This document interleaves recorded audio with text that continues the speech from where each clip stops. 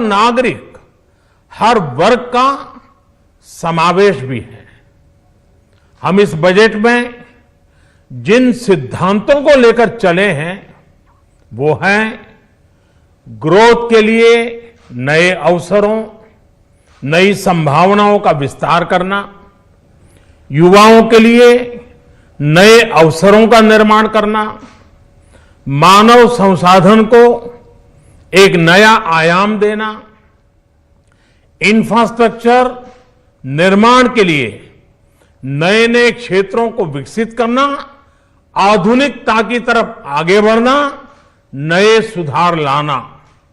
साथियों, नियमों और प्रक्रियाओं को सरल बनाकर आम लोगों के जीवन में ईज ऑफ लिविंग को बढ़ाने पर इस बजट में जोर दिया गया है। ये बजट इंडिविजुअल्स, इन्वेस्टर्स, इंडस्ट्री और साथ ही इंफ्रास्ट्रक्चर सेक्टर में बहुत सकारात्मक बदलाव लाएगा।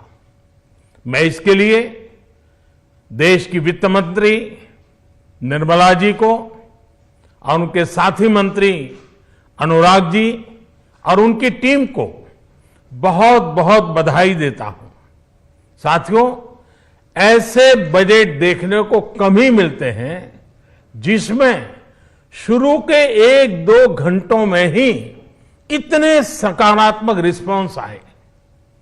कोरोना के चलते कई एक्सपर्ट्स ये मानकर चल रहे थे सरकार आम नागरिकों पर बोझ बढ़ाएगी, लेकिन फिस्कल सस्टेनेबिलिटी के प्रति अपने दायित्वों को ध्यान में रखते हुए सरकार ने बजट साइज बढ़ाने पर जोर दिया।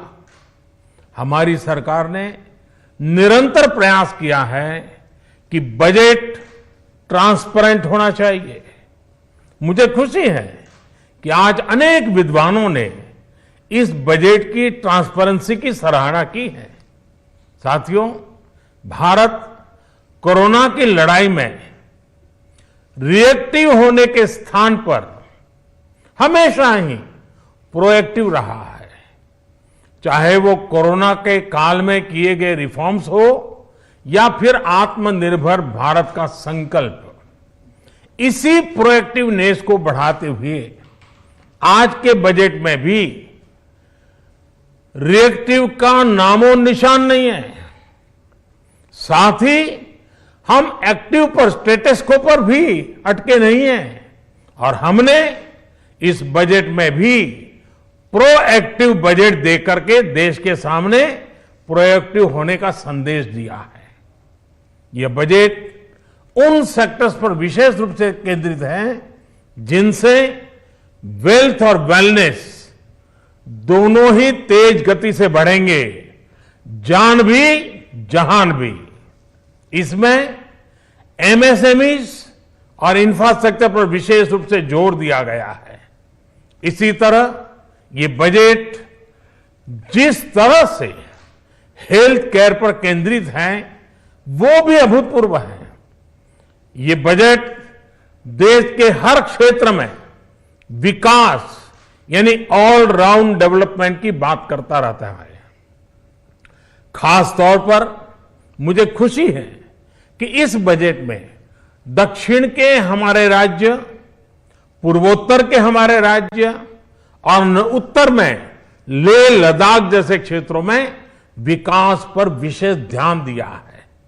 ये बजट भारत के कोस्टल स्टेट्स जैसे तमिलनाडु, केरल, पश्चिम बंगाल, इनको एक बिजनेस पावर हाउस बनाने की दिशा में एक बड़ा कदम उठाए। नॉर्थ ईस्ट के राज्य जैसे असम के अनएक्सप्लोर्ड पोटेंशियल को टैप करने में बजट बहुत बड़ी मदद करेगा। इस बजट में जिस तरह से रिसर्च एंड इनोवेशन इकोसिस्टम पर बल दिया गया है, जो प्रावधान किए गए हैं, उनसे हमारे युवाओं को ताकत मिलेगी। भारत उज्जवल भविष्य के लिए बहुत ठोस कदम रखेगा। साथियों, देश के सामान्य मानवी का, महिलाओं का जीवन आसान बनाने के लिए उनके स्वास्थ्य, स्वच्छता, पोषण, शुद्ध जल और अवसरों की समानता, इस पर इस बजट में विशेष बल दिया गया है। बजट में इंफ्रास्ट्रक्चर पर खर्च में अभूतपूर्व वृद्धि के साथ साथ कई व्यवस्थागत सुधार किए गए हैं, जिसका बहुत बड़ा फायदा देश में ग्रोथ और जॉब क्रिएशन, रोजगार के लिए बहुत लाभ होगा। देश में एग्रीकल्चर सेक्टर को मजबूती देने के लिए, किसानों की आय बढ़ाने के लिए इस पर बजट में बहुत जोर दिया गया है। कई प्रावधान किए गए हैं। एग्रीकल्चर सेक्टर में किसानों को और आसानी से और ज्यादा ऋण मिल सकेगा। देश की मंडियों को यानी एपीएमसी को और मजबूत करने के लिए, सशक्त करने के लिए एग्रीकल्चर इंफ्रास्ट्रक्चर फंड से मदद का प्रावधान किया गया है। ये सब निर्णय ये दिखाते हैं कि इस बजट के दिल में गांव है, हमारे किसान है। एमएसएमई सेक्टर को गति देने के लिए, रोजगार के अवसर बढ़ाने के लिए इस बार एमएसएमई सेक्टर का बजट भी पिछले साल की तुलना में 2 गुना से ज्यादा कर दिया गया है। साथियों, ये बजट आत्मनिर्भरता के उस रास्ते को लेकर आगे बढ़ा है जिसमें देश के हर नागरिक की प्रगति शामिल है। ये बजट इस दशक की शुरुआत की एक मजबूत नींव रखने वाला बजट है। सभी देशवासियों को आत्मनिर्भर भारत के इस महत्वपूर्ण बजट के लिए मैं बहुत बहुत शुभकामनाएं देता हूं।